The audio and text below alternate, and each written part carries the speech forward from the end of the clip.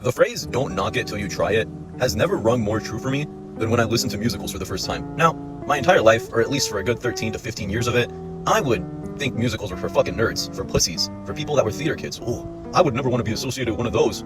But that's not cool, that's lame. But one day, in the comfort of my own home, behind closed doors, no one could see me, I thought to myself, how bad could it be? Let me just listen to this one musical, just so I can make fun of it, just so I can see what I'm not missing out on, because obviously these are for fucking losers.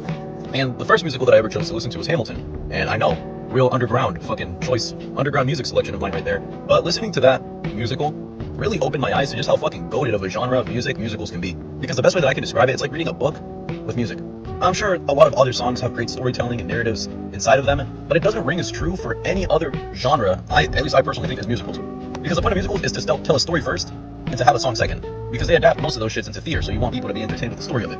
And when I first listened to Hamilton, I mean, it's a long fucking soundtrack. There's a bunch of songs in there. But I believe the first one that I listened to is called Helpless, with this chick. And I'm not gonna fucking sit here and tell you the entire narrative of Hamilton, but just know, goated fucking musical, goated album, and Lin-Manuel Miranda, that's what he's called. I'm 99% sure. Fucking musical genius. Holy shit. He knows how to write music. He knows how to write some banger-ass fucking music. And what I'm trying to say, to bring it back to my central point, you really shouldn't judge anyone, or you shouldn't shit on things before you try them. If you don't like pineapple on pizza because you've never tried it, you should try it. I'm not saying I'm gonna try it, fuck that, but I'm saying I'm not gonna knock it because I haven't tried it. Now, there are some things that I will knock without trying. I can confidently tell you that getting pegged is a little bit on the more unorthodox side of things to do. I'm not gonna hate you for it. But if you walk up to me and you tell me, yeah, I let my girl use a 12-inch strap-on dragon dildo with rhinestones on it to absolutely violate my asshole, then I'm gonna look at you a little weird. Like, I'm gonna be like, interesting. I'm not gonna fucking call you names for it, but inside I'll definitely be like, that's a little odd. Or, I mean, obviously, this principle applies to a lot of things, right? Hitler was a very bad person. You don't need to be Hitler to know that what he did was bad. You can knock that without trying it. But what I'm trying to say is that more minuscule things that you might think are lame, musicals, certain types of food, certain types of sports, hobbies, activities, etc., etc. People that make Gacha Life edits, don't knock it until you try it. Shit, what if you like making Gacha Life edits? I don't. But, it is what it is. Creative expression, blah, blah, blah. I forgot I was gonna. Would you rather have a train ran on you by 15 different men in a Mandingo party, or donate blood? Because if you were to ask me that question, I'm choosing the Mandingo party every single time. Today, I chose to donate blood at school. It's a Friday. It's supposed to be a good day. And I've donated blood plenty of times before, so I saw no issue with it. You get to skip class, you get free food, and you get to help some people out in the process. It's a win-win-win. No one gets hurt here, right? Wrong. Today, I chose to donate blood, and the nurse that I got was a tad bit inexperienced, to say the least. And that's not to hate on the nurse specifically. I mean, being in the healthcare industry, especially as a nurse or a doctor, is a very noble profession, and it's definitely not an easy one at that. But today, I have suffered at the hands of someone who used me as their training dummy, and for that, I am traumatized and will not be donating blood ever again. I walk into the bus, I sit down. They have me on the chair like this, I'm laying down. And the lady takes a good 3 to 5 minutes to find the vein in my arm. And that kind of threw me off a little bit because it never takes that long. Especially since I'm a pretty skinny individual, my arms don't have a whole lot of, big bulk and meat to them. So it's not like it's going to be too hard to find a vein. But I digress. I let her do her thing. She was like, are you experiencing any discomfort? And even though that she was stabbing a little metal straw into plastic straw into my arm, which stung a little bit, I'm not going to be a bitch about it. I was like, no, it's fine. Keep doing what you need to do. After that, she sticks the needle in. And I didn't know that once you turn 18, they stop using the little baby butterfly needles. Now you're with the big boy shits. She sticks in this metric fuck-ton length of a needle that's this like pretty thick. I know this might seem small, but when it's piercing your skin, you can definitely feel every single inch of diameter that's in that needle. And after that, I guess I moved my wrist too much. I moved my wrist once, so then she was like, oh, the vein got moved. Let me try again. She grabs the needle, sticks it further inside of my arm. And this entire time, on the inside, I'm like screaming and wallowing in pain internally, but I'm not gonna make a scene. So all I do is go, that little fucking meme of the dog breathing in and the sunlight is hitting his face? That was deadass me. But I didn't want to make her worried. I didn't want to make her seem like she was hurting me, even though she was hurting me. But I thought, at this time, the best thing that we can do is stay calm. Making a scene is only going to make things worse. Because when someone is moving a metal needle inside of your arm, the last thing that you want to do is make them nervous. So, yeah, she moves the needle a little bit. The vein stops working, I guess. I don't know, maybe I just got dried up with blood that day. But after that, she grabs the needle, sticks it in deeper again. At this point, I could basically feel that shit in my bones. And if that wasn't worse enough, to add insult to injury, she wiggles it around when it's inside of my arm. And you don't know how horribly that shit hurt. Now I have a little mark on my arm, and it hurts to move it more than it usually does. So after I was used as a sacrificial lamb today for someone's learning experience, I hope she goes on to become a great nurse. And one day maybe we'll look back at this story and laugh. But today, I'm not fucking laughing. In fact, from now on, I'm not donating blood until I'm 40. Because by then, I imagine she'll have a good 10 to 15 years as a nurse under her belt. So if I ever do cross paths with her again, she'll probably be a lot more experienced. But I am never putting myself through that shit again. I think you should get a buzz cut. Huh. Well, I doubt that's ever gonna happen because I like my hair, but just for curiosity's sake, let me try and see what I would look like if my hair was short. Alright, so pretend this isn't up here. We're just looking at this. Yeah, conclusion, I'd look chopped as shit. You're trying to sabotage me. No, I'm not getting a buzz cut. Today was supposed to be my rest day. It's a Sunday, I don't usually work out today, but I got a little lazy during the week and I skipped a day during the weekday. So I was like, fuck, we have to make up for it even though I'm supposed to be chilling today. Let me go to the gym anyway. And today was cardio. I fucking hate cardio. No one likes doing cardio in the gym. That's why you always see those dudes with chicken legs and giant fucking inflatable SpongeBob arms, because frankly, it's a lot more fun to lift weights and test your strength than it is to sit on a fucking treadmill or a Stairmaster or an elliptical, whatever the fuck you want to do. It's not fun, it's boring. So I thought to myself, I despise doing cardio, and nothing that I do will make it any less insufferable. I can listen to music all I want, but it's like putting lipstick on a pig. You don't really get anywhere besides trying to give yourself the illusion that you're enjoying it. But there is one form of cardio that I actually enjoy, swimming. I don't swim too often. I don't know why, to be honest. I kind of just stopped. But today, I told myself, you know what, that's going to change. I am going to go swim to go do my cardio. So that's exactly what I go do. I get my goggles, I get my swim trunks, and I go swim, and everything was going great. Until I'm swimming, I'm on my 4th or 5th lap, because I'm going to do 20, and then I'll go hit the weights or whatever the fuck, hit the machines. I'm on my 4th or 5th lap, right? Keep in mind, I'm just getting started. I'm swimming underwater. I look down, and in the lane right next to me, I see this fucking geriatric old man pissing inside of the pool. And when I see this, because I have goggles that let you see like really, really well underwater, I can very clearly see what's happening. I go like this, under the water, until I realize his piss is in the same water that I'm opening my mouth in. So now I'm fucking freaking out. And I didn't record how fast I swam out of that pool, but I could have rivaled Michael Phelps with how quickly I completed that lap. Because, I teleported out of that pool. And I went to go take a shower, but nothing can really wash off the shame that you feel knowing that someone inadvertently or indirectly pissed in your mouth. Like, bro, that's not even that's not even the worst part of it either. I go into the guy's locker room and I get my towel. I go into the sauna because I like using the sauna after every workout. I don't know the pseudoscience behind it, or I don't know if there's any real quote-unquote scientific proof behind it, but I feel like your muscles recover so much faster if you go to the sauna after a workout. I don't know if that's just a me thing. I don't know if everyone else agrees, but I absolutely love it, right? You hit the sauna, you sweat for like 20 minutes, you feel a lot better, and then you can go shower. So that's exactly what I did. I hop in the sauna. I don't know what was happening today, but the sauna was 4 times as full as it usually is. I walk in there and I see a whole setup of dudes all sitting down. And I'm like, okay, you know what? That's fine. It's a Sunday. It's kind of late. It's like 2 o'clock in the afternoon. So it's like prime time for the gym. I usually go at 5 in the morning, which is why I find the sauna very empty usually. But I digress. Whatever. It doesn't matter. I sit there. Tell me why the fuck, as soon as I sit there, I start seeing the most peculiar individuals get in here. One dude walked in fully clothed. Why? Like, clearly it says on the little rules that you have to have a towel on. You can't just come in with sweatpants, a jacket, and a shoe. It's like, well, why are you wearing a full fit? Like, you think you're better than me? Fuck you. And then this other guy. One guy wore too much clothes. The other guy didn't wear enough. I know that there's a dress code in the sauna. It's supposed to be a towel, or lack thereof dress code. You're not supposed to wear that many things when you're inside of the sauna. Why the fuck is this dude coming in fully naked? And keep in mind, there are no more seats in the sauna, so he's standing up. I'm like this. I'm like looking down at the ground, because when I'm in the sauna, I want to close my eyes. It's a therapeutic experience, right? Tell me why the fuck I look up. I look to the side towards the door. I just see this dude's dick right in my face. What the fuck? What the fuck? And I tell him, I look up, I'm like, do you mind? Like, damn, you could go a little bit to the side. You don't need to be having your dick approximately 3 inches from my face. If you swing your hips a little bit to the side, I'm gonna get dick slapped. Like, why? And I don't even know if he understood me. He just made some random miscellaneous noise, like, and then he like scooted off to the side. Like, damn, bro. I don't know. I mean, nonetheless, I don't hate any of the people that I mentioned in this video, but damn, bro, like, what's going on? Like, truly, what has this world come to? First, I don't even know. You know what? It was a successful day though, because I went to the gym. And going to the gym is better than not going, no matter what happens, no matter what's happening. I feel like it's a pretty common male experience to always know someone who will prioritize impressing a girl over anything else in their lives.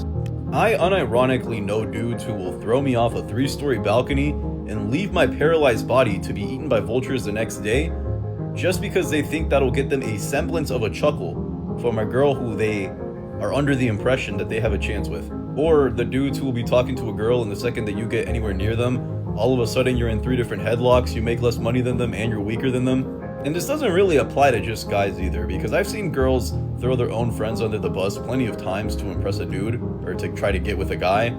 And it's a sad sight to see, you know? Because it's one of those things that's destined to repeat itself forever. Because as long as people are people, that's gonna happen. Today, I have just witnessed one of the nastiest, most uncalled for strays out of hell that I have ever had the pleasure of being in the same room as. So I have this homeboy, we're gonna call him Bernard, and Bernard just got a job at Crumble. If you don't know what Crumble is, it's a cookie store. You know, the cookies that sell you cookies that are 1,000 calories per cookie, that have your daily sugar intake times 10 in a singular cookie. In one bite, you're gonna feel your blood vessels start getting clogged. Yeah, that Crumble. And I'm not gonna lie to you, they make great cookies, really, really good fucking cookies, but I don't allow myself to eat them just because I know how horrible it's gonna be for your body trying to, you know, burn all that off later. I'm good. But I digress. Nothing wrong with getting a job at Crumble. A job is a job. People want money. Why wouldn't you get a job? And if they're hiring, shit, there's nothing wrong with it. Now, Bernard has some benefits when he's working at Crumble. One of them being that he can take home the cookies that they don't sell that day. Because whatever cookies are left over at the end of the day, either the workers take them or they throw them out. So obviously you wouldn't want to be wasteful. You might as well just take the cookies with you. And this is where things started getting a little bad for him. This morning, he walks into class with a full fucking party platter. Damn near a 12 by 12 inch pizza box full of Crumble cookies. And that's not even all of them. That's not even all the cookies that he has at his disposal, because he brings 2 more in a Ziploc bag. And I ask him, what the fuck are you using? Like, there's no universe where you're gonna be eating all of these. Why did you bring all these to school? And he's like, oh, I'm gonna give them to my friends, blah, blah, blah. And I was like, all right, type shit, nothing wrong with that. We're in the middle of class, and our teacher just found out that he works at Crumble. The teacher's doing some sort of presentation about fact-checking information before you believe it, like finding credible sources. And he says this, Bernard over here, and he says it in as loud of a voice as possible so the entire class can hear. Bernard over here, he works at Crumble, and by looking at him, you can tell that he eats a cookie every day. Now, as mean-spirited as that joke might have been, I would be a liar if I told you that I was not absolutely laughing my ass off as soon as I heard that. The whole class fucking laughed. Like, it's one of those scenes straight out of a High School Musical where the bully makes fun of the nerd and the entire classroom turns into one of those laugh tracks that they use on Disney Channel. That shit was insane. And, bro, you don't know how hard I laughed at that. But then I started thinking about it. What type of insane stray from the depths of hell did I just witness? Because he did this completely unprovoked. He saw him with the box of cookies, looked at him, and sure, Bernard is a little bit on the bigger side. There might be more of him to love than the average person, but he did not deserve the ridicule that he just went through. And I just remember that right now, and man, I can't wait to get out of school, bro. I don't know why, I'm happy with the thought of not having to go to school. I feel like that's a pretty universal feeling though. LeVar Ball is a man who, in my opinion, perfectly embodies the spirit of altruism, and that's why he's so fucking goated. This man lost his foot got amputated, and the first thing that he does when he walks out of that operating room, when he gets out of that operating room, is have a big, fat smile on his face. Despite the fact that could have been a moment of extreme personal despair, he smiles through it all. And that is just a really great example to follow. Even before the operation where he lost his leg, he always put his sons first and prioritized their personal development over anything else in his life. He really invested in his sons, not only because he had all of his faith in them, but because he truly cared for them more than he cared for anyone else. His ability to have a positive outlook on life no matter the situation, on top of prioritizing the well-being of others above himself, is what for me makes him serve as a shining example of altruism and really just the spirit of being a good, resilient father. So unfortunately, people from school, or at least people that I know in real life, have found this account. For me personally, that was the absolute worst doomsday scenario that could have occurred. I really didn't want anyone from my real life to know that I posted on TikTok. The best way that I can describe it is I like this account like I like my coffee, without other people's dicks in it. I really did try my very best to keep this account as secret as possible. I put my shit as do not recommend for my contacts. I blocked everyone that I possibly could that I knew from real life. But it doesn't matter. It did not. Now I imagine it won't take much longer for the bulk of the people that I know in real life to find out about this account. And although it's a tad bit embarrassing, it's not like I'm embarrassed of it. I don't do anything bad on here, per se. But man, I just wanted one thing to myself. Just one. But at the end of the day, I brought it on myself. I posted on a public account. I made a public account. So, I can't really complain, but it's just like, fuck up. Stereotypes are bad. Stereotypes promote harmful overgeneralizations of people that only serve to promote prejudice. This is a fact. This is true. But when you experience a stereotype for the first time in real life, you don't know what to think, and your brain sort of just goes into shock. For context, the stereotype that I'll be discussing is the age-old saying, women can't drive. And although I personally don't agree with it, my mom is one of the best drivers that I know. She's been driving for well over 25 years now, and across 4 different countries, she hasn't received as much as a parking ticket. It's still a stereotype. It's a very common one. I'm sure that you've heard. Today, I had to celebrate a birthday party, and this birthday party was being held at a restaurant pretty far away from where I live. It was pretty far out there, and I didn't have my car. So my only 2 options were pay for an Uber, and I really didn't feel like paying $40 to go from point A to point B, or ask my friend to give me a ride.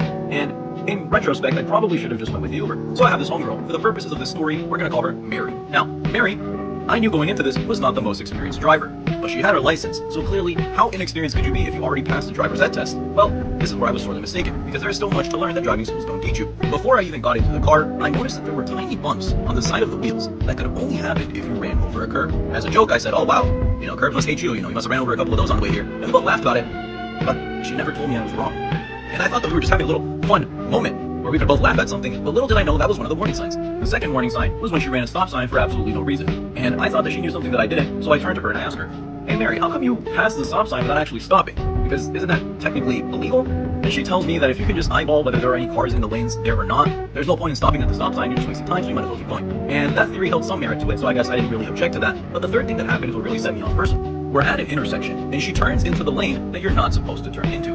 Look, Imagine this is the cars. So we go straight and then go, but you were supposed to go straight a little bit more up in the other lane.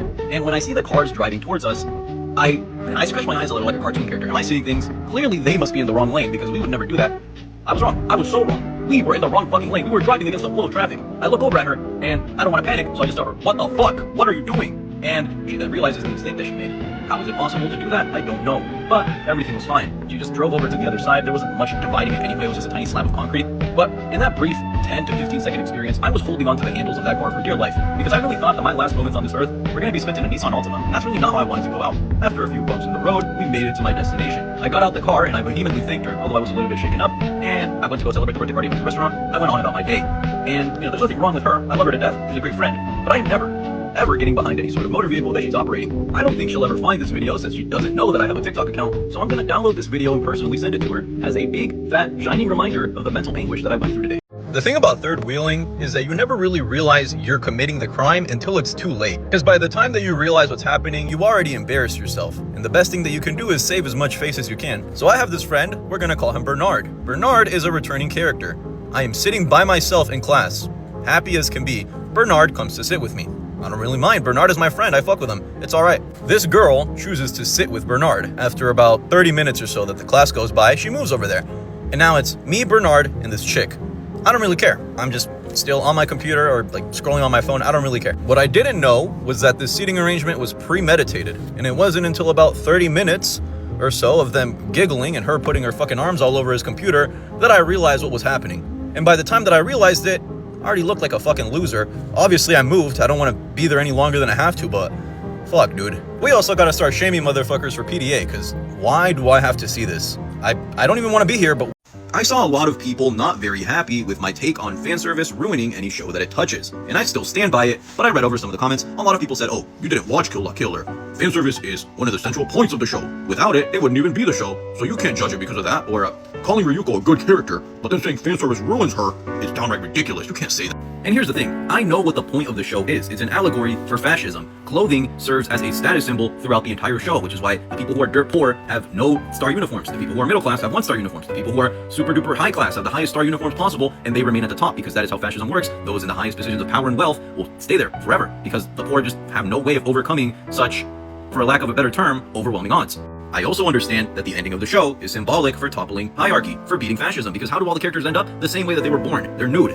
But, in my opinion, if your show relies on the extreme sexualization of your main cast in order to push the message forward that, no, like, we're showing this much skin because it actually desexualizes them, because you should be used to it, or saying that the constant fan service is supposed to play into the underlying theme of empowerment, are two lines of reasoning that I do not agree with and I just don't understand. If you really want to grasp straws, I'll give you an example of a character who has some fan service, but isn't completely defined by it, or in my opinion, ruined narratively because of it. Her sexuality is very evident in the show, but it also ties into her character because she needs it to survive. It's one of the only tools that she has at her disposal in order to trick people, to make things go her way, to manipulate people. And that's who she is as a character. She's a conniving trickster, and she uses any tools that she has at her disposal, herself included, to get what she needs to survive in a world as dangerous as the world of bounty hunters, especially as a woman. Now, at the end of the day, like what you want to like. I'm not going to bash you for it. But if you're going to try and sit here with a straight face and tell me that fan service the anime actually has no fan service, and the point of the show is to use said fan service to deliver a deeper message, I'm not going to agree with you, because I know what message the show is trying to convey, and I'm also well aware that there were a million other ways to do that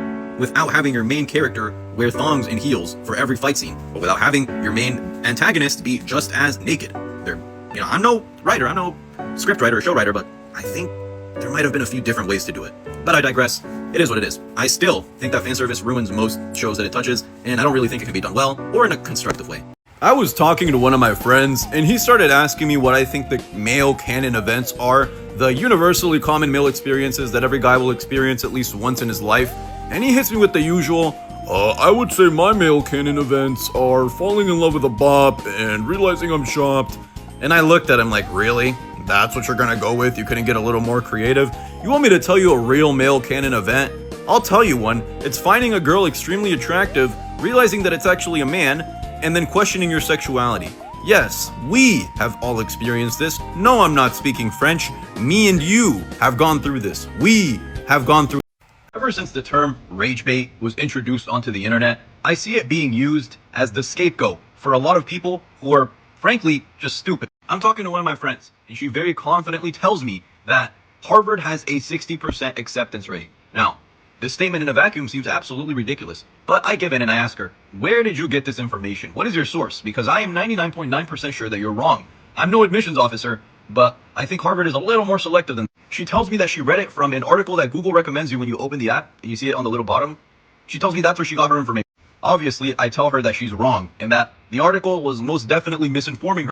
But she doubles down on this statement and makes me feel like I'm going crazy, and that she knows something that I don't. So in front of her, I go into the Harvard admissions page, look at their stats for the class of 2028. They had 54,000 applicants. Only 1,970 made it in. That, if you do the math, equates to like, what, 3% acceptance rate? Look, it's way lower than 60. Astronomically lower than 60. So I show her the proof that the article she read was just complete lie. Bullshit. And what does she do when I prove her wrong?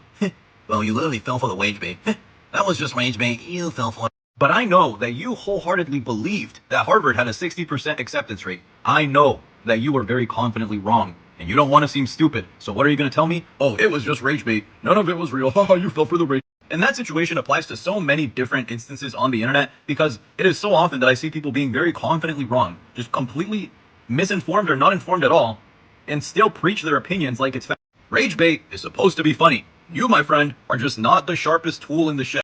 I'm gonna go watch the new Superman movie today, and I am extremely excited. And it's very rare for me to be this optimistic going into a movie, because whenever I watch something new, I try to keep my expectations as low as possible, because if your expectations are low, you'll never be disappointed. But this movie was directed by James Gunn, the same guy that brought us the Guardians of the Galaxy trilogy, the same guy that brought us Peacemaker. He's made a lot of good films / shows over the years, and I can very confidently say that he knows what he's doing. He has the ability to adapt comic book franchises, comic book things, into real live-action movie adaptations, and he does it well. He knows what he's doing. James Gunn is probably the best superhero movie director of all time, or at least currently, he definitely is. And the fact that the new Superman movie is directed by James Gunn is a huge green light for me. I'm extremely excited. I'm so ready to watch this movie, and I wanted to make this video to document my thoughts pre-watching the Superman movie. Also, this one little clip from Fox News has been floating around a lot, and I wanted to make a video about it, so I'll just add it in here. Super woke. Superman is now woke. He pushes pro-immigrant themes in the new movie. Bro, Fox News is a fucking joke. I don't know how they get these grown adults to go on here on live television and act like morons with zero media literacy. I wonder why Superman would like immigrants. Maybe because he's an immigrant himself. You know, lights are on, but no one's home. Cuckoo, cuckoo, what are we doing? You guys are so fucking stupid. And in their credit, to their defense, right? I looked at the full clip, and it was basically talking about how James Gunn made pedophile jokes in the past. He was at risk of losing his job. Due to that, he made Superman woke so he could form a woke shield around himself and be devoid of any criticism, regardless of what James Gunn has done in the past, and regardless of any political agenda. Anyone that has read a single Superman comic will know what he fights for and what he stands for. He was always gonna like immigrants regardless. He himself is an immigrant. He's an alien from outer space. What are we doing, guys? Are we this fucking thick-skulled? We're just gonna completely ignore the entire basis of Superman's character, his upbringing, his backstory? Hello? But yeah, the Fox News, some real fucking geniuses over there, and James Gunn, I didn't even know he made pedophile jokes in the past. I hope that they were just jokes and he didn't actually do anything. I'm pretty sure they were just jokes. That's what the media, the fucking news outlet said anyway. But what I'm trying to say is, back to my central point, Superman movie, this shit is gonna be peak. I know, I haven't even watched it, and I know this shit is gonna be some gas. But I'll probably try and review it. I need some time to really think of a good script for the movie, but I'm so excited for this. What are the biggest aura losses that a human being can experience? I managed to come up with 3. I'm sure there's a lot more, but number 1, having a failed OnlyFans. Oh my goodness. Just saying that gives me secondhand shame. Imagine how sad it must be if you make an OnlyFans and you just let it all out. It's all out there on the internet and nobody subscribes to that shit, so you just have to take it down because it's not even profitable, so it's basically just a humiliation ritual at that point. Oh my goodness. You know, I mean, I feel like making an OnlyFans is, in general, definitely lose a little aura because anyone can see you naked, but at least the top 1% earners, you can make fun of them all you want, but they're some of the wealthiest people on the planet, so it is what it is. And yeah, having a failed OnlyFans, huge aura loss. Second one, getting told no when you propose. Oh my goodness. I just finished watching a Madea Thanksgiving, a Madea Homecoming, and in that movie there's this guy who got his proposal rejected. He got down on one knee, pulled out the ring and everything, and she still said no, and that really just made me remember, damn, this happens in real life. This is somebody's life right now. You really could get rejected when you propose to your future wife. How much aura do you lose from that, bro? What do you even do in that situation? You're down on one knee, smiling, asking someone to marry you, and she says no? At that point, bro, you gotta go with an uppercut from down below. Oh my goodness. The third one is gonna be getting pantsed in front of everyone at school, or not even everyone, just a group of people. Extra points if someone records it happening. Oh my goodness. How do you live that down? Especially if they have proof, you're fucking cooked, bro. But let me know what other aura losses you can think of in the comments, because I'm sure there's a lot more worse creative ones than the ones that I'm seeing a lot of people hate on new Roblox animations, the ones that are extremely popular, and it's always with that same doodle bob audio, where it's like, me foy, me foy, me foy, me foy, me foy, me foy, me foy, me foy, me, like, you get the one. Oh my god, that shit's funny. But I decided to go look at them myself, because truthfully, how bad could these animations be to garner this much hate? And after checking them out, I came to the conclusion that they are not that bad. I feel like it's one of those cases of the new viral opinion dropped and people start hating just to hate. Am I saying that the animation memes that they're making fun of aren't corny? No, they're corny as fuck. I'm not gonna hold you. They are not the greatest. I feel like I'm in the minority here when I say that I don't really mind, nor do I care, because I grew up watching like animatic memes on YouTube, which, you know, it takes a lot to make me cringe, is what I'm trying to say. I have a pretty thick skin when it comes to that stuff, so it's not like this bothered me too much. But I will say this, old Roblox animation, although it might be a little lesser in quality since obviously it's older, fucking Solo's the new gen shit, bro. The Last Guest, that entire 90-minute movie is absolute cinema. That shit is peak. That shit has better character development than the entirety of Has-Been Hotel and Hell of a Boss combined. Oh my goodness, why don't they bring back The Last Guest? Or not even that, why can't we just bring back more long-based story form animation for Roblox? Like The Last Guest, but that shit was amazing. But now we have this, which, you know, the people that are hating on it, I feel like you're kind of overreacting a bit, but it is what it is. Ladies and gentlemen, Boogie2988 here, coming at you live on YouTube through the power of the internet.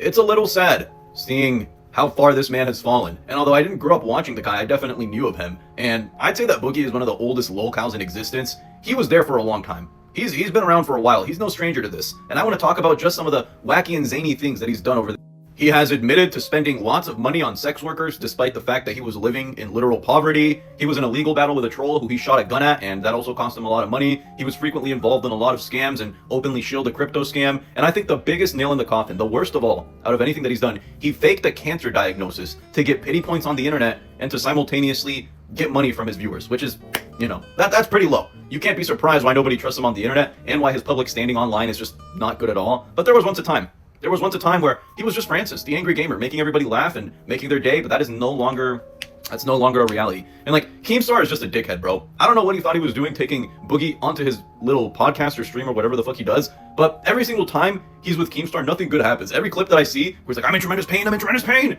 Is he really in pain? But also Keemstar's just openly making fun of him and posting it on the internet for money. I guess the moral of the story here is that Boogie2988 serves as a cautionary tale that having internet fame and success and lots of money does not equate to having a lick of financial literacy, because this guy was making millions. This guy was making good money, more money than a lot of people are ever going to see in their lives. He could have very easily just retired and never had to work another day in his life, but instead he squandered all of his money, and who knows where he is now. I don't know. I don't think there's been a whole lot of news on him. I saw a clip of him talking to this lady about getting a job, and he was like, well, I need someone not to search me up, because if you search up my name, there might be rumors that I beat my ex-wife and that I'm also a pedophile, so if we could just get an employer who won't Google me, that would be great. Are we dead ass? Nikola Jokic is one of my favorite NBA players in history because he doesn't even like his job. The NBA for him is a 9-to-5. He only does it as a means to get by. If it truly came down to it and you gave him the option to make the same amount of money playing in the NBA, racing horses over in his home country, he would take that offer in a heartbeat. This motherfucker does not like being an NBA superstar. I remember when he won the championship and they were interviewing him and they were telling him, hey, are you happy? Like, how do you feel? You just won the championship. You're a top 10 player overall. You're one of the best players the league has ever seen. You know what his exact words were? Job is done. We got the job done. When can we go home? When they told him about the parade, he was genuinely distraught. He was like, in distress. Fuck, there's a parade? Bro, I want to go home. And when his horse won a race yesterday, he was crying. I've never seen this much passion from him since I started watching him play games. This dude was shedding genuine tears, hugging the horse, like popping champagne bottles, pouring it on his head. Oh my goodness. I absolutely love this guy. He is a prime example of job versus passion. The NBA might be his job, but his real passion is horse racing, and I can't hate the guy. Like, if that's what he likes to do, then who am I to say anything about it? Hey, keep racing those horses, bro. He definitely earned. Duke Dennis is one of the most glazed human beings to walk this earth, and I get it. He's a good-looking guy. But some of these dudes that immediately changed their profile picture to his mugshot the second that shit became public, oh my goodness. Shaboing boing, get his dick out your mouth. Shaboing boing. Your fucking mouth is full of the dick you're sucking. Come on, bro. Can we lock in? His mugshot isn't even that cold. You know why? Because the motherfucker got arrested playing hide and seek in a mall.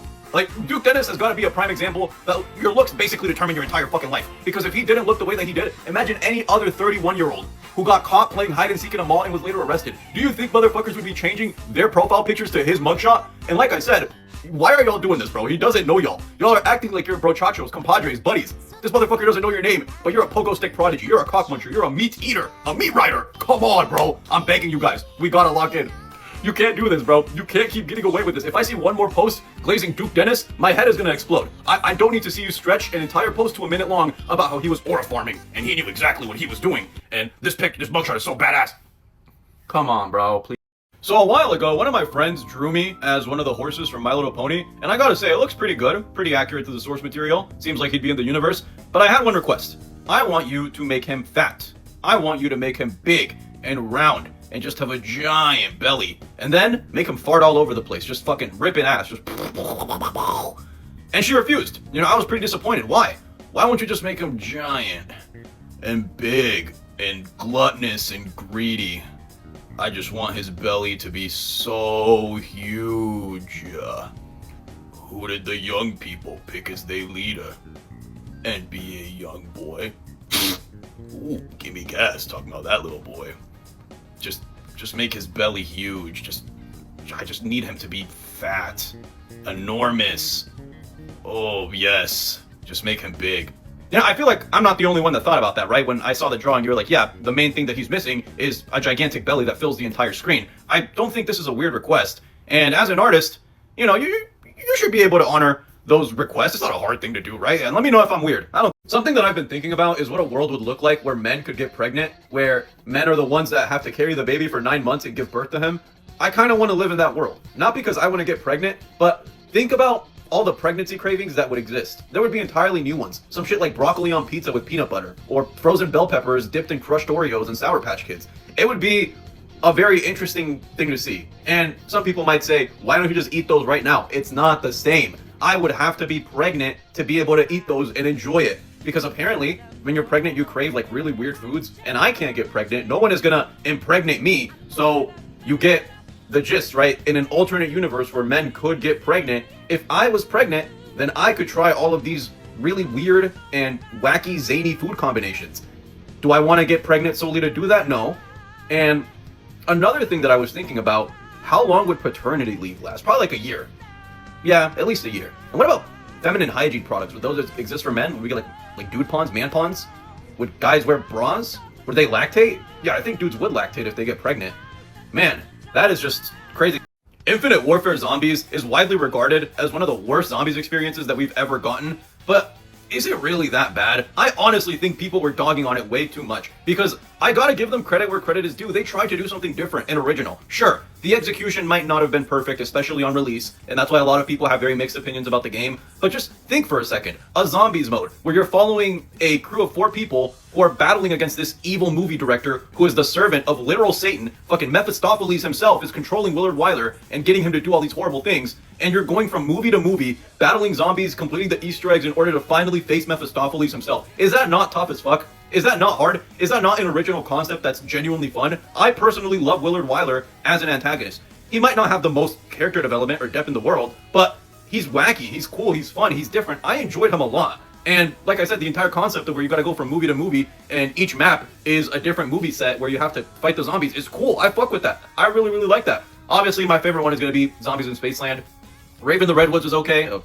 Beast from Beyond was the final one, and then we had Attack of the Radioactive Thing. It's my second favorite. But yeah, what I'm trying to say is Infinite Warfare Zombies is not as bad as people make it out to be. I low-key fuck. We've all made poor financial decisions in the past. As teenagers, impulse buying is a very common thing. Sometimes you just have to buy that $350 LeBron James inflatable toy with 3 different vibrating options. Sometimes you end up buying a Hustler's University course. God help you. But today I found out about a financial decision that someone that I know made, and it was so unfortunate that it really gave me a good chuckle. For context, there's this girl. We're gonna call her Bertha. Now, Bertha does not like me very much. One could say she's not too fond of me. And why that is a story that I'm not gonna tell, for her sake, but Bertha doesn't really like me, and I'm sure if she had a remote control to make my nuts explode, she would have pressed that button a long time ago. One day, I wore a beanie to school, and when I wear a beanie, it hides my hair completely, and since I have pretty big hair, it's a little jarring to see me lacking all of it. So, one of my friends took a picture, and somehow Bertha got a hold of it, and coined the term chemotherapy. And if you don't get the joke is that people who are on chemo, who have cancer, usually don't have hair. So, you know, the punchline is making fun of cancer patients, which is real side-splitting comedy, I know, but that was a joke. So Bertha thought this was the best piece of comedy since an Amy Schumer Netflix special, and decided to pay one of my homeboys $5 to comment chemotherapy on one of my posts. And since I follow him, you can see your friend's comments above everyone else's, so when I saw him comment chemotherapy, I was like, yeah, who hacked his account? I know he's not this unfunny. But I never said anything because I didn't really care, until the day after, my homeboy hits me up and he's like, yeah, you remember that chemotherapy comment that I made? Yeah, I just want you to know Bertha paid me. Like, I don't want you to think I'm a cornball. And I told him, don't worry, because I had already assumed that it wasn't him typing that in the first place. But to my knowledge, Bertha is unemployed, meaning you spent 5 of your precious dollars to write a comment that got 1 whole like. And that like might have been. Moral of the story, if you're gonna spend $5 to make me feel bad, you know, at least do something smart with it, right? Go pay a homeless guy $5 to shit on my car. And I promise you, that would make me a lot more distraught than a TikTok comment ever could. That's the... I'm I'm about to clock into my 4-hour unpaid shift of volunteering at school because I owe credit hours. And if there's one piece of advice that I could give any student who is remotely younger than me, that fucking doesn't matter the grade level. I know this sounds like the most bland, cookie cutter, obvious advice in the world, but please go to school. You do not know how badly they will fuck you if you don't go to school. I didn't go to school for like a month, and I thought shit was fine and dandy, but little did I know they were tracking me, and they were waiting for the perfect moment to violate my asshole. You do not know how many school fairs, events, bingo nights, parent nights I have had to fucking chaperone, attend, help, set up because I missed too much school. Honestly, it's a miracle that I'm even graduating, because if you knew how many credit hours I owed that I somehow managed to squeak out of my ass at the end of the year. Oh my.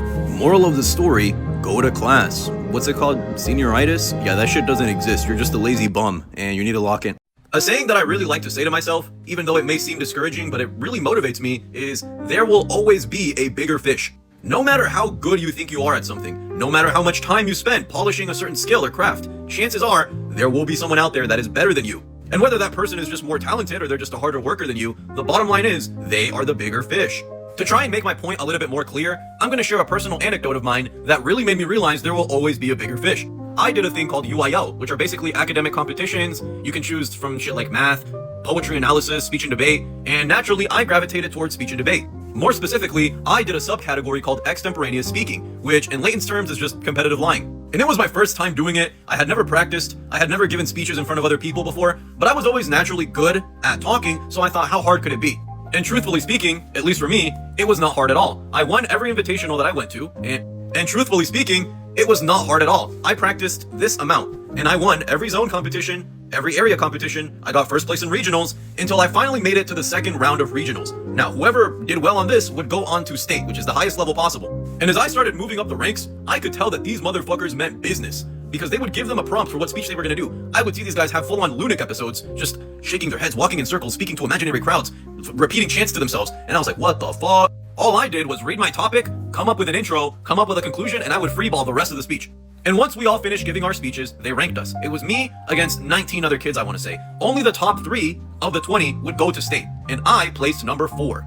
Meaning that I was an alternate for state, which is just fucking pity points. That means if someone from the top 3 didn't go, I would be able to sub in for them. But let's be honest, if you make it to state, you'd be stupid not to go. So I didn't make the final cut. I was this close, but not enough. And when I initially found out about these news, I was admittedly a little disappointed and frankly kind of bitter.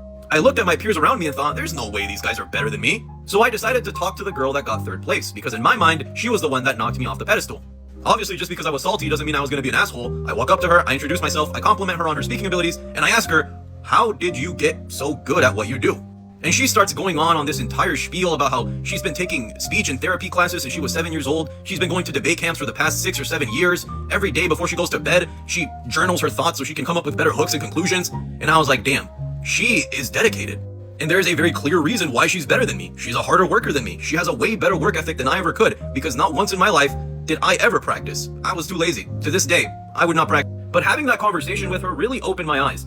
To this day, I still use the vocal drills that she taught me whenever I'm going to go talk in front of a group of people or make one of these videos or write an essay. Her words stuck with me. Her advice still helps me to this day. And that entire conversation with her really showed me that not only will there always be a bigger fish, but that's a good thing. In fact, that's a great thing, because you can use that as a learning experience, as an opportunity to grow. How does the saying go? Ego kills growth? Yeah, something like that. What I'm trying to say is, moral of the story, even if you're not the best at something, even if you're not in the top 3, there's always opportunity to get better. And I think that's beautiful. The words Bob Lore, in that order, should strike fear into the heart of any man, because as soon as you have the audacity to even have the slightest smidge of curiosity about a girl that you're talking to's past, well, consider yourself out the door, finito, finished, the nail in the coffin, the fatal flaw, because I myself have not had very good experiences when I've asked this question. And if you want a more specific example, let me paint a picture for you. It was a Saturday night, I think, Saturday or Sunday. It was a weekend night. Everything was going great. I was talking to this girl, and at the time, I thought she was pretty chill. She was pretty, she was funny, really the whole package. You know, there's plenty of fish in the sea, but this one was a real catch. And we're in the car, we're parked, just observing the beautiful night sky. And I do something that I shouldn't have done. I ask about her past, because in my mind, we're having a great conversation. Why not keep the good times rolling by getting to know each other just a little bit more? And I told her, oh yeah, I kissed a girl once in middle school. I was pretty crazy. And she, I don't know if she thought this was a contest or something. She's like, Oh yeah, I carved my ex's name into my thigh, and I can never wear skirts again because his name is permanently etched into my leg. well, I guess if it was a contest, you definitely won. I haven't done that one yet. I don't know if I plan to. So, big ups to you. And I don't know what possessed me to push the topic further, because after I heard that sentence, I could already feel my stomach wrenching, as I knew that I wasn't going to sleep that night, knowing the information that I did. But nonetheless, I pressed forward, and I asked, okay, that's cool. That's everything, right? Like, there's nothing else. Well, there was this one time where I sent nudes to my ex, and then he posted them on a public TikTok slideshow where my parents saw, and I got in big trouble. Well, I sure am glad that that experience brought you closer with the Lord. I'm sure having the internet see your naked body definitely has an effect on you. And although I don't really blame anyone for their past, the past is in the past. You gotta look towards the present. You gotta look towards the future. I mean, I don't know. I just don't know how to feel about that. And frankly, articulating that type of emotion into words is pretty hard, so I'll describe it the best way that I can. Imagine dragging your nuts through a field of rusty nails, and every single time one nail pierces your nutsack, I want you to put a tiny little staple, little metal staplers things. Yeah, I want you to shove another one of those down your urethra every single time the rusty nail scrapes your nuts. And that's about a 50th of how horrible it feels to find out that the girl that you're talking to has a not so amazing past. But you know what? Pop lore, I guess it adds character. It adds something. Fuck. Is liking femboys gay? This is a question that I've personally pondered for many millennia. Since the dawn of time, I've been thinking about this. I've been thinking long and hard, and I find myself caught at a crossroads of sorts. Because in reality, there's always two sides to it, right? There's the side of people who are like, oh bro, I'm just attracted to the fact that she's feminine. So, like, really, I'm not gay because, even though he's a boy, he's acting like a girl type shit. And then there's the other side of people who look at it more scientifically, biologically. It's a man. You're attracted to a dick and balls, and you just don't want to admit it. Well, the longer that I think about that, I'm going to say that it really just comes down to the difference between sexual and romantic attraction. Because if you're sexually attracted to a femboy, then I'm going to say that you lean more towards the straight side, solely on the fact that it's supposed to be feminine in appearance. Emphasis on female, feminine. But, if it's more of a romantic thing, and like you're emotionally attached to him, then this is where I start drawing the line in the sand, you might be gay. But at the end of the day, sexuality is a very subjective thing, and it really does vary from person to person. Where do I fall on this spectrum personally? Well, dick and balls are just not my cup of tea. Now, if it's your cup of tea, I'm not gonna shame you for it. By all means, do what you want. But I really just can't get behind the fact that underneath the feminine exterior lies a very, very blatant indicator of someone's sex. And what that indicator is, well, you're only gonna find out when it's too late. Now, what the fuck, I can zoom in? Oh shit, I didn't know I could do that. Anyways, what about ladyboys? Like, the ladyboys that they have in Thailand? Are those also considered femboys, or are they their own type of classification? Like when there's the same type of plant, but there's different subsections of the plant? What are ladyboys from Thailand classified? I mean, I'm pretty sure those are just femboys, right? Those are the femboys before femboys, because if I remember correctly, those guys were around way longer than femboys became a trend. I say trend in air quotes because, I don't know, I feel like the 1950s, not even the 1950s, I feel like femboys have been around historically, right? If we look back at Roman times, we used to have Roman soldiers fucking twinks all the time. But back then, it wasn't really seen as a sign of homosexuality because, in ancient Rome, they were separated into two groups. You had the penetrators and the penetratees. If you were a penetratee, that means that you got fucked. And this wasn't really exclusive to women. Men could also be in the category of people who got fucked. Penetrators were traditionally men, I can assume. I wasn't alive back then, I wouldn't be able to tell you. But what I can tell you is that you really didn't see too many women bending over guys in Roman time. At least, there's not much documented evidence of it, from what I can research. So yeah, in Roman times, the soldiers would fuck all the time. Those dudes were gay as shit. But back then, we didn't even have a word for gay people. People just existed. People were chilling. The need for the label wasn't really there. And now, here we are. Anyways, in conclusion, is liking femboys gay? Well, the best way that I can really decide it is to just flip a coin, heads you're gay, tails you're not. And that's about as close to an answer as you'll ever get. আমি as a clinical dietician আমার কাছে মনে হচ্ছে 10 on 10. And it meets the sweet tooth. This will be just perfect. Thank you. চলে আসুন নারায়ণগঞ্জের নিশাদ।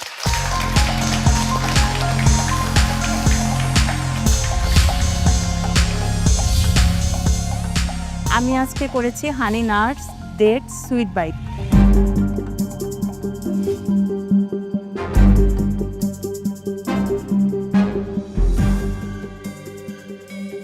খুবই ভালো, স্বাস্থ্যের জন্য ভালো, এবং এটা যারা ডায়েট করে স্পেশালি যাদের যখন তখনই ক্ষুধা লাগলে এই রেসিপিটা এই ডেট নাটসের যে মিক্স করেছেন আপনি এই খাবারটা খেতে পারেন। আমি প্রেজেন্টেশনের দিক থেকে বলবো যে আপনার যেটাই বানিয়েছেন সাইজগুলো একরকম না, প্রেজেন্টেশনটা আরেকটু সুন্দর হওয়া উচিত ছিল।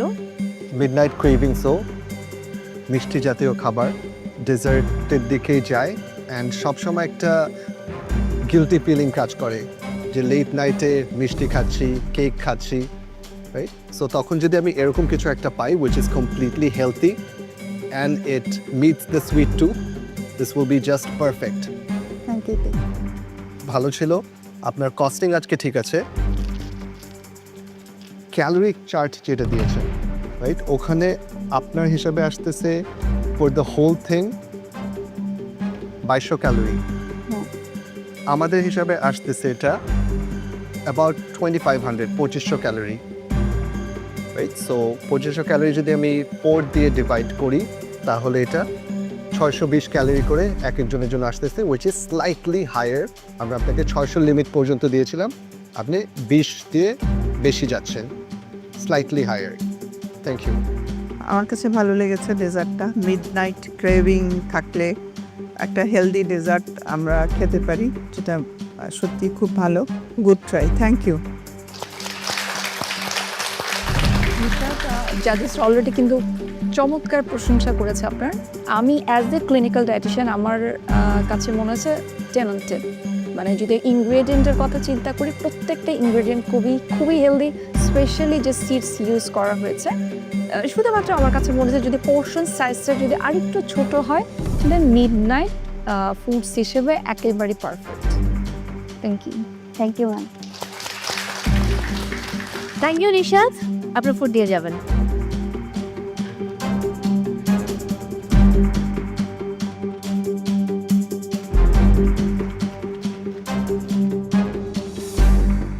যে 10 মিনিট আমি বসেছিলাম তখন আমি ভেবেছি যে কিভাবে আমাকে শর্ট ওয়েতে করতে হবে। আমি যেহেতু এর আগে 10 মিনিট ক্যালোরি হিসাব করার একটা সময় পেয়েছি, তখন জাস্ট আমি আমার ক্যালোরিটা আমি আবার হাতে গুনে দেখলাম যে আমার ক্যালোরিটা ঠিক আছে কিনা।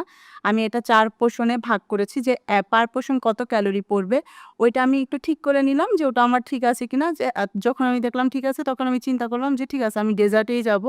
তো এই কাজটাই তখন আমি করেছি, অন্য কোনো চিন্তাভাবনা আমি করি নাই। কারণ তখন আমার ও যে 10 মিনিট কমিয়ে দিয়েছে ওইটা বাদ দিয়ে আমার 50 মিনিটে কাজ করতে হবে। আমি জাস্ট আমার মাথায় এটাই রেখেছি। Naga peri peri chicken, Hathazari keema paratha, শিমলা মরিচ দিয়ে একটা স্টাফ ডিলেট।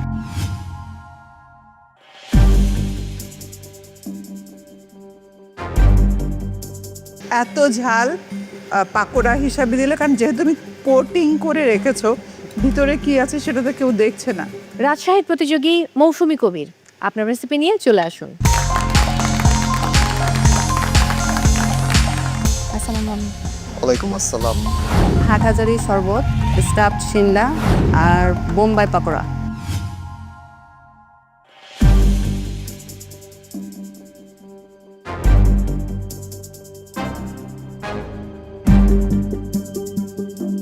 এই বোম্বাই মরিচের পাকোড়া আমার মনে হয় এটাকে তোমার ব্যালেন্স করা উচিত ছিল।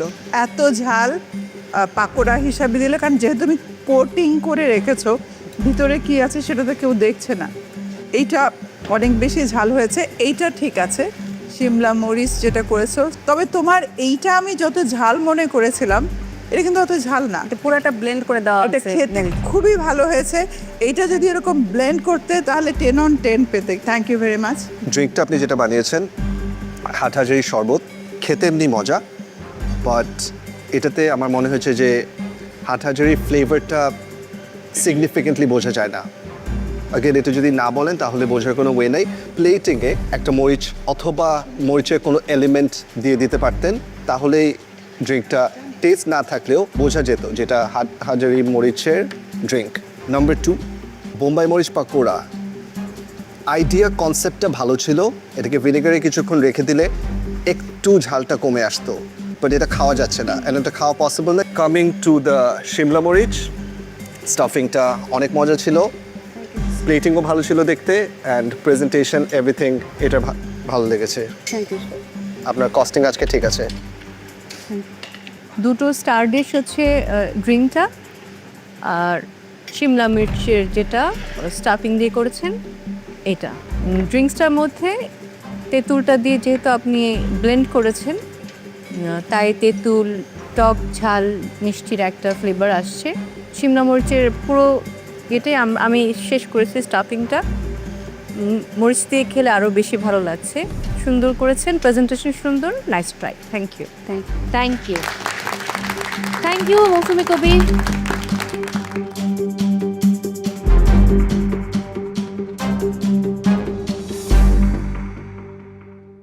এবারে নারায়ণগঞ্জের প্রতিযোগী নিশাত, আপনার ফুড নিয়ে চলে আসুন।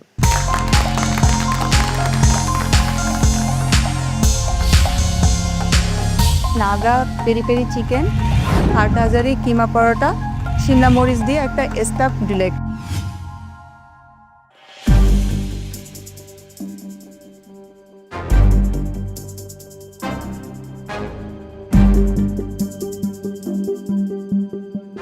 পেরি পেরি নাগা কনসেপ্টটা অ্যামেজিং ছিল। কনসেপ্টটা আই থিঙ্ক নাগা মরিচের বেস্ট ইউসেজ এটাতে করা হয়েছে, বাট চিকেনে অন্যান্য সিজনিংটা একটু কম হয়ে গেছে, স্পেশালি লবণের পরিমাণটা আরেকটু বাড়াতে হতো। সসটা মজা, ঝালের পরিমাণ ঠিক আছে। সেম গোজ ফর হাটহাজারি পরোটা, এটারও কনসেপ্টটা খুবই ভালো ছিল। টেস্ট ওয়াইজ আই ফেল্ট ভিতরে আপনি কিমা স্টাফিং করেছেন, রাইট? হ্যাঁ, ওটার ফ্লেভারটা আরও বাড়ানো দরকার ছিল, পরিমাণটাও আরেকটু বাড়ানো দরকার ছিল, বাট হাটহাজারির ফ্লেভার্স অ্যান্ড টেস্ট পরোটা থেকে বোঝা যায়। Shimla delight, right? ভিতরে স্টাফিংটা অনেক মজা। শিমলা মরিচ যে একটু তিতা ভাবটা থাকে ওটাকে কমপ্লিটলি কভার আপ করে খুবই ভালো একটা টেস্ট ক্রিয়েট করে the khejur stuffing. So all three dishes আমার অনেক ভালো লেগেছে। Thank you sir. Good job. Thank you sir. আমার কাছে খেতে ভালো লেগেছে। আর পেরি পেরি সস দিয়ে যখন আমি চিকেনটা খাচ্ছিলাম আমার কাছে তখন আর লবণ যে খুব বেশি কম সেটা লাগছিল না, বিকজ আমি সসটাকে মিক্স করেই খাচ্ছিলাম। আলাদা খেলে লবণ কম লাগে। আর এই ডিশটা তো খুবই ভালো লেগেছে আমার। Thank you. Thank you. আপনার তিনটা ডিশের প্রেজেন্টেশন, ব্যালেন্স, ঝালের ব্যালেন্স করব, যেহেতু একটাতে আর কোনো ঝাল নেই, একটাতে পুরোটাই আপনি ডেজার্ট করেছেন, শিমলা মির্চের ডেজার্ট।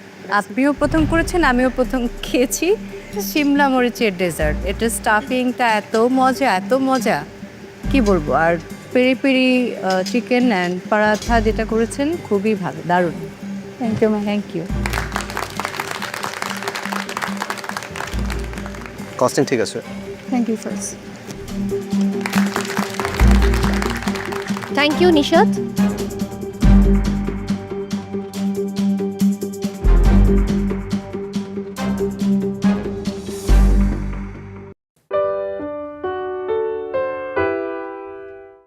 জয়পুরহাটের কুমু, রাজশাহীর লীনা এবং চট্টগ্রামের উর্মি মাহবুব, এই তিনজনের মধ্য থেকে দুজন আজ বাড়ি ফিরে যাবেন আপনারা।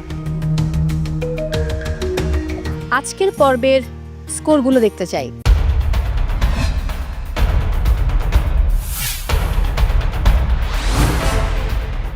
এবার তাহলে আজকের পর্বের কে টপার হয়েছে সেটা জেনে নেই। Let's have a look. Wow, Shafayat 30 out of 30, congratulations. এবং আমি ভুল না করলে মহামঞ্চে বোধহয় এটাই প্রথম হলো এবার এই সিজন 8-এ যে 30 out of 30। Shafayat, big congratulations, আপনি আসলেই বোম্বাই মরিচ।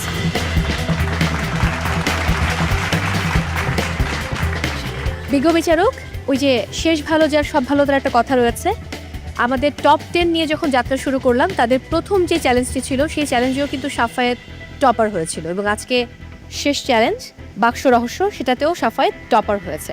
সো আমার মনে হয় আমরা শাফায়েতের স্কোর দিয়ে শুরু করি। 4টি পর্ব মিলিয়ে টোটাল স্কোর কত দাঁড়ালো শাফায়েতে সেটা এই মুহূর্তে দেখে নেব। Let's have a look. Wow, 111.6 out of 120। Congratulation Shafayet. Thank you so much. এরপর দেখে নেব তামান্নার স্কোর। 4টি পর্ব মিলিয়ে টোটাল স্কোর কত দাঁড়ালো? 102.6 আউট অফ 120। কংগ্রাচুলেশন তামান্না। এরপর নওশিন, স্ক্রিনে চোখ রাখি। 101 আউট অফ 120। কংগ্রাচুলেশন নওশিন। এবারে দিবা স্ক্রিনে চোখ রাখি 100 আউট অফ 120 কংগ্রাচুলেশনস এবারে মৌসুমী কবির স্ক্রিনে চোখ রাখি দেখবো আপনার 4টি পর্ব মিলিয়ে টোটাল স্কোর কত দাঁড়ালো let's have a look 93.8 out of 120 এবারে জুয়াইরিয়া চোখ রাখবো স্ক্রিনে 91.2 আউট অফ 120 এবারে নিশাত দেখে নেব 4টি পর্ব মিলিয়ে আপনার টোটাল স্কোর কত হলো let's have a look 91 out of 120 আমরা একে একে আমাদের 7 জন পার্টিসিপেন্টসের স্কোর দেখেছি বাকি আছেন 3 জন পার্টিসিপেন্টস জয়পুরহাটের কুমু রাজশাহীর লীনা এবং চট্টগ্রামের উর্মি মাহবুব এই 3 জনের মধ্য থেকে 2 জন আজ বাড়ি ফিরে যাবেন আপনারা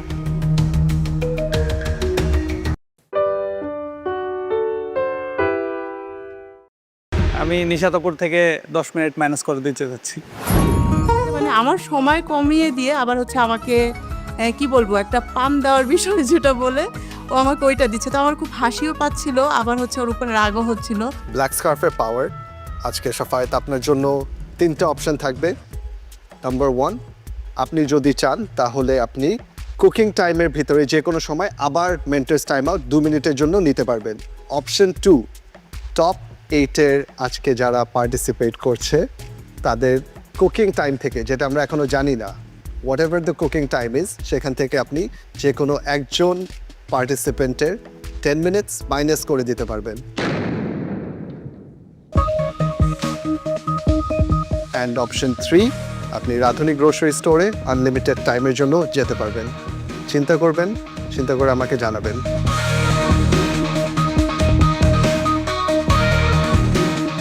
অপশন 2 সিলেক্ট করতে চাই।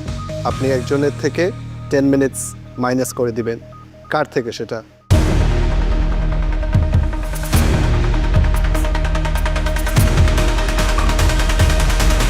আমি নিশাতপুর থেকে 10 মিনিট মাইনাস করে দিতে যাচ্ছি।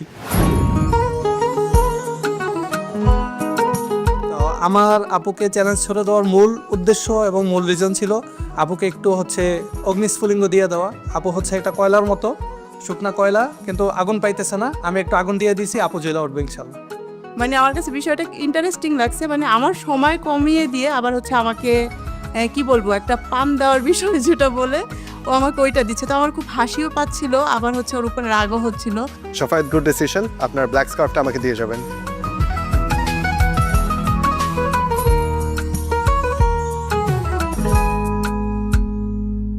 সাফায়াত চ্যালেঞ্জ ছুড়ে দিলেন নিশাতের কাছে বেস্ট অফ লাক আমার ধারণা আপনি খুব ভালো করবেন আজকে এবং একেবারে ফাটিয়ে দেবেন এবারে সময় হলো সময় জানার রাঁধুনি স্টোর এবং cooking time costing kitchen cleaning এই সব কিছু সহ আপনারা টোটাল সময় পাচ্ছেন শুধুমাত্র 1 ঘন্টা। বুঝতে পারছেন কোনো আলাদা আলাদা টাইম নেই।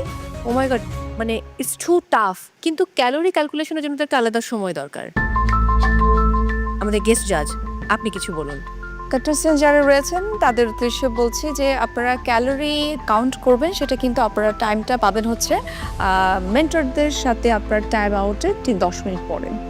আপনারা আজকে মেন্টার্স টাইম আউটের পরে অ্যাডিশনাল 10 মিনিটস পাবেন ক্যালোরি ক্যালকুলেট করার জন্য। ক্যালোরি ক্যালকুলেশনের পরে 1 hour for grocery time and cooking. Clear? Clear thank you chef বিজ্ঞ বিচারকদের অনুরোধ করব তাদের আসনে গিয়ে বসার জন্য